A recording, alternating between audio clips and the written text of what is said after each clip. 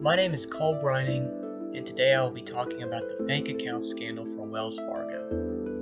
This is a long, drawn-out event which occurred for about a period of 6 years before being discovered and enforced by the Consumer Financial Protection Bureau, an independent U.S. agency, as well as the Senate Banking Committee, a congressional committee. Before diving into the details and repercussions of the fraud, I want to give a little bit of backstory on the company. Wells Fargo is an old firm and has been around since 1852. A lot has changed since its start. Let's get started.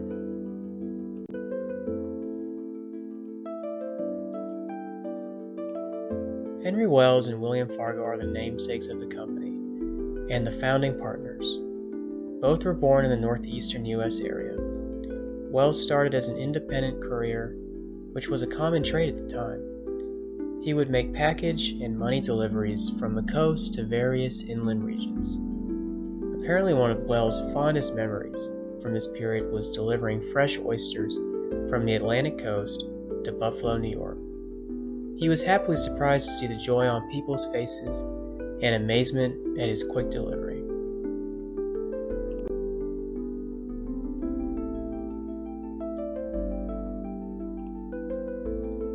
Back in the day, the only way to send packages was through a personal courier, if not using U.S. mail. Many people couldn't afford that, so what they would do instead is ask someone at the shipping yard or dock to deliver something, purely on good faith. This is how Henry Wells started out. Fargo soon joined after, and they created the company American Express Company, which made money and package deliveries from the east to the Midwest, serving on the board of directors. This company was a merging of messengers that Wells and Fargo all worked with from places like Chicago, St. Louis, and Buffalo. It was the precursor to the modern-day company, as you can see here.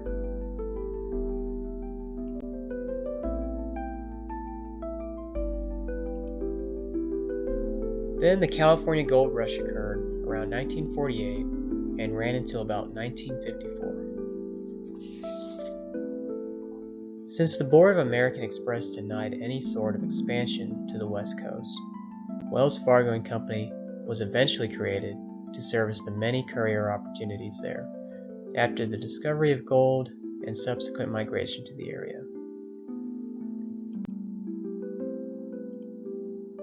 Company timeline and milestones. Since then, the company has undergone numerous changes, including splitting their banking and express delivery division in 1905, gaining a national bank charter in 1968, subject to Comptroller of the Currency supervision, and creating a holding company in 1969, and creating a large merger in 1996, purchasing First Interstate Bancorp for $11.6 billion. The remainder of this presentation is focused on the period of 2011 to present day. This is when the fraud occurred.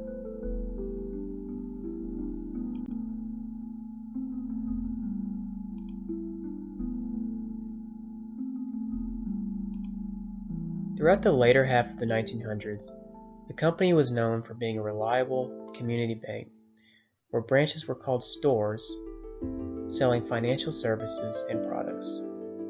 They were one of the big four banks, along with J.P. Morgan Chase, Citigroup, and Bank of America. Wells Fargo's cross-selling method was first developed by Richard Kavakovich, a former CEO. Go for great was his motto, which involved selling at least 8 products to a customer.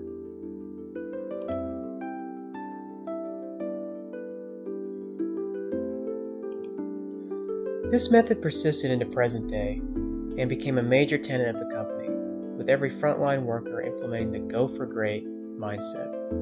Eventually it became so that managers were pressuring employees to meet sales quotas by asking them to sell more.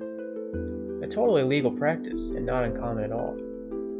However, many employees, as a result of the pressure, falsified records by adding new deposit accounts and credit cards without customer approval. Relentless focus and pressure by management and leadership led to this abuse. This created a culture of fear and intimidation, and employees could face berating, demotions, public shaming, or even firing if they didn't take part in the policy.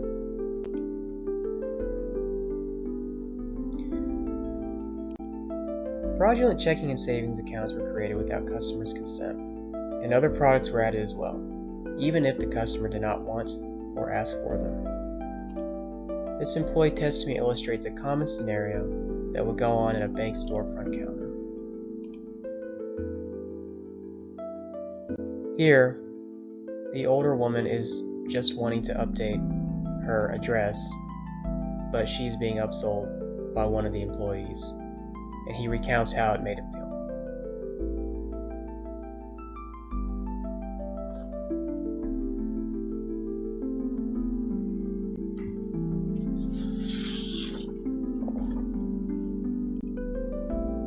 During all this, leadership remained uninformed. A decentralized leadership structure allowed for these fraudulent activities to go largely unnoticed company-wide, and they are viewed often as high-performing sales figures. CEO John Stump and the senior team minimized concerns, thinking the conduct was only small, isolated incidents, instead of a wider, deep company issue. Because of this, the scandal grew over several years. This was a system that rewarded results by any means. What went wrong? To sum this up, here's basically what went wrong during this period. Culture of fear, short-term goals, and cheating. Leadership was not held accountable. Whistleblowers were not listened to. And business ethics and sound strategy were not the focus or non-existent.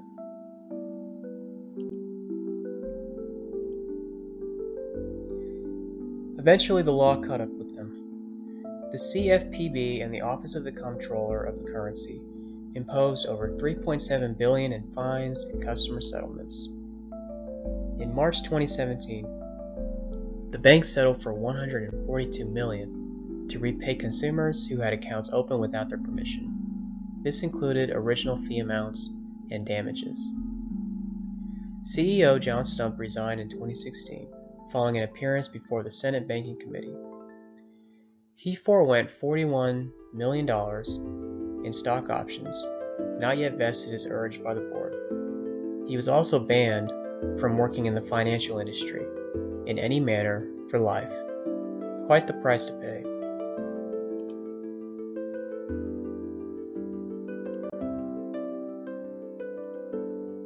Tim Sloan took over as CEO when JS stepped down in October 2016. He said during a hearing that as many as 3.5 million unauthorized accounts had been opened according to an audit.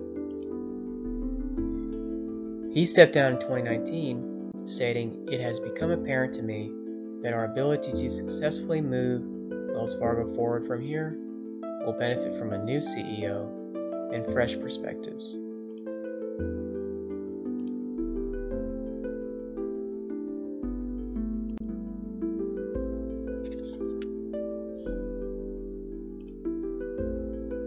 Other leadership developments involved Carrie Tolstedt, an executive in charge of the bank's retail segment, who had retired in 2016.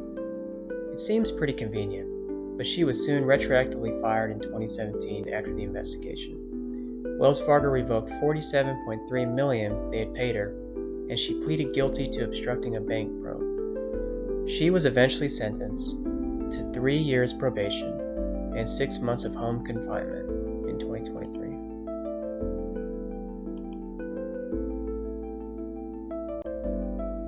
Let's review the key lessons. Ethical upselling. Listen to the whistleblowers, don't fire them or silence them. Check accounting records for accurate sales numbers. Hold leaders accountable. Leaders set the example from the top down. Ethics is a culture that needs to be maintained constantly. In general, you need to be an upstanding company with values. Although this is simply stated, it is a hard thing to keep up.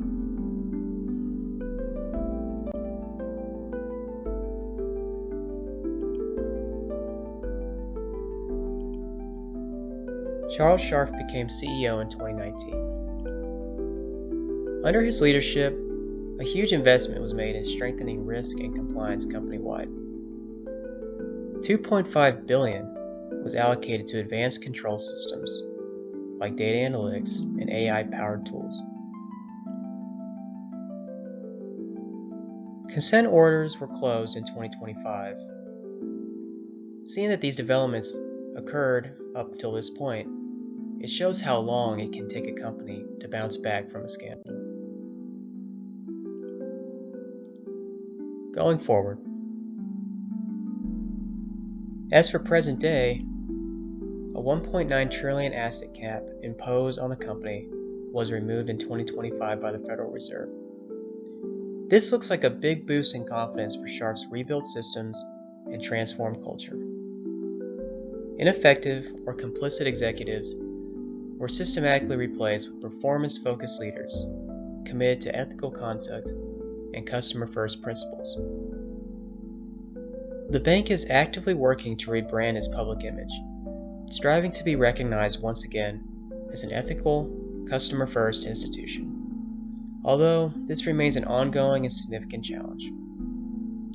Will Mr. Scharf and other leaders end up being the heroes this once trusted and legacy-rich company is looking for to bring them out of a wake of scandal? Will Wells Fargo be able to relive its glory days through its long history of growth and change? We shall see, and time will tell. Thank you.